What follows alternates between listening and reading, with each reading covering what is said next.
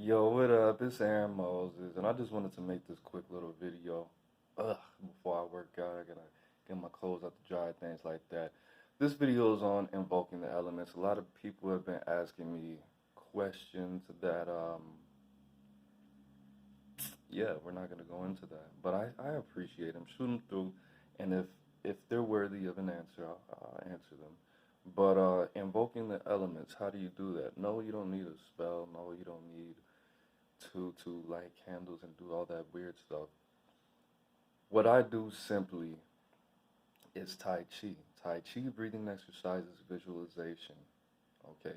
Now, if you want to gain a better relationship with these elements, earth, of course, get you some crystals, some stones, and you don't even need to spend any money. You could just pick up rocks from the ground, carry them in your pocket, things like that, just to get a better relationship. Having house plants, things like that, eating more vegetables, fruits, obviously.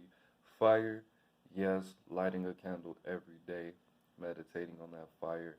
Water, keeping bowls of water, drinking more water, wearing the colors. And then air, lighting more incense, breathing exercises. So we're going to start with Tai Chi, Qi Gong. For a lot of people like that alternative, which is pretty similar. But these slow movements, and you don't have to do hours upon hours of research on the different types and styles of movements. What you should simply do is have a good understanding of how you would have to move, how you would have to flow in order to manipulate these elements if they were in front of you. And what I like to do is I like to do all four, okay, and then end it meditating on ether, okay, in a dark room, as dark as I can get it. So with water, I like to focus on my wrist, have a limp hand, focus on my wrist, inhale as I come up, and visualize me controlling water coming out of a pond, kind of like a reverse waterfall. I'm raising the water out of the pond and then moving it from one side of my body to the other. Just however your body responds to you visualizing you moving water. Just like fire, I like to do this, like a snake's head, a serpent's head, and be more still slow, but be more precise, following through with the movements and ending, having a definite beginning and a definite ending. With air, I am more elusive, okay? I like to move more as if I'm moving out of the way of something. So it's more kind of like on Avatar, the second season when they were training the airbenders, going through the, I forgot what it was called, going through the little obstacle course thing, the one with Korra in it. More elusive, okay? And then with Earth, I do this. My body always tells me to do this and to move as if it was a combination of air, water, and fire, because that's what Earth is, the combination of those first three elements. Direct, smooth, and more defensive. Okay, so that's what I like to do. Another thing that I like to do is breathing. You know that when you breathe slower, your body cools it down. And I visualize myself either surrounded by water or swimming, okay, in an ocean, deep. And then I use it because sometimes I get so involved in this technique that my body is telling me, hey, you can't breathe underwater. And my heart starts to beat a little bit faster, so I have to put myself more into the state of mind where this is actually possible, okay, as opposed to me surrounding my head with a ball of oxygen like in the show The Avatar. Very, very good source for visualizations and actual movements, because when you look into it, Avatar: The Last Airbender, the cartoon, the Nickelodeon cartoon show, they actually based their movements off of actual martial arts techniques and forms. Okay, so very important to know that. We have Invoke, Tai Chi, and the other two forms I can't remember. So Tai Chi will obviously be water, and then Invoke is, I think Invoke is the pressure point thing. I can't remember. You look it up. Breathing exercises. So for fire, of course, when you breathe through your nose, when you breathe rapidly, that raises your body heat. Okay. And then any combination of the two, and grounding, grounding or feeling as if your energy is rising, lifting up, visualizing yourself levitating will also help you to invoke the element of air. Grounding yourself, feeling yourself very heavy helps with earth. And then, of course, I think the most important part is visualization, or in the Dragon Ball universe, they call it vision training. So visualizing yourself being able to move these elements, very important. Do that for about 10 minutes. It's fun to use the imagination, and that's one of the best ways that you can use to empower your psychic abilities and your relationship with these elements. There's times where I visualize myself in my ideal home, and not even and just moving throughout this home, not walking, floating above ground, opening the refrigerator psychically with telekinesis, cleaning up the whole house with telekinesis. Okay, cooking food with pyrokinesis, running a bath with telekinesis, stopping or walking down the street. Visualize yourself walking down the street and it's raining hard, but you're not getting hit with any of the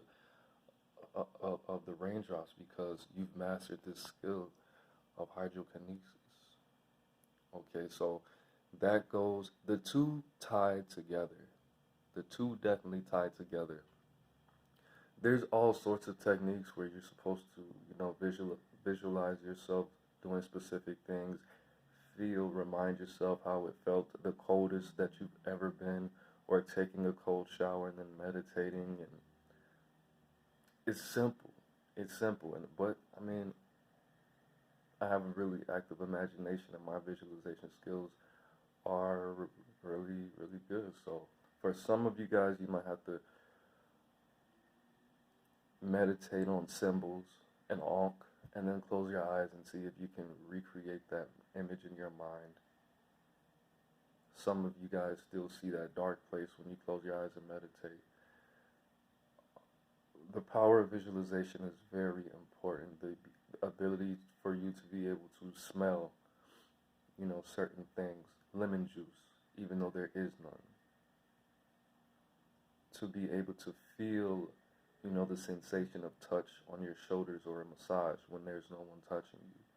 The ability to taste chocolate in your mouth when there is none. Okay?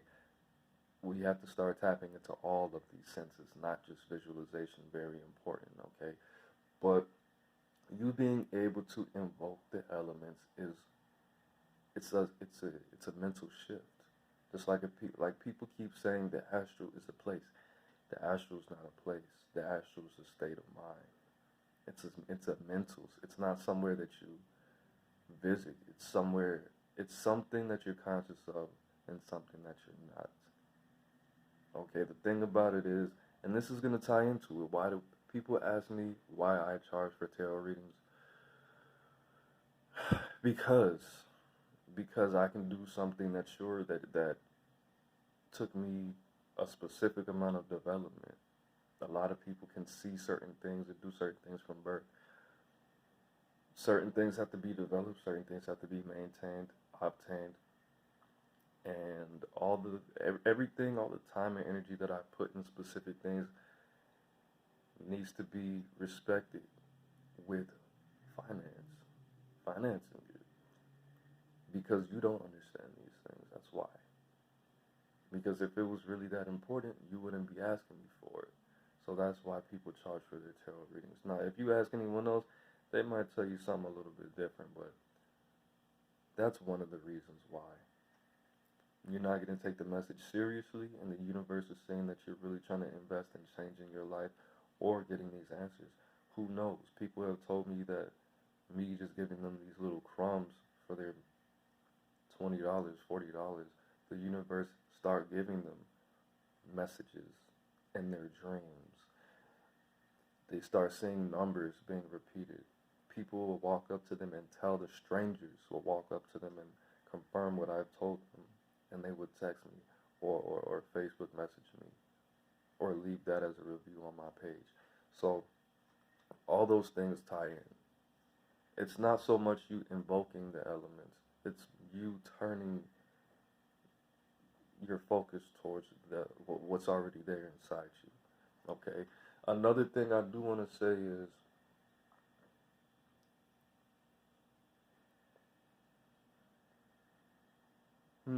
I don't know if I want to add that. That's it. That's it. So, you already know, I'm trying to get that following like King Solomon. So if you think anybody could benefit from this information, definitely make sure to share. Sharing is free. It's definitely free. How free is it? It's free. That's how free. Make sure to like this video if you want the channel to grow.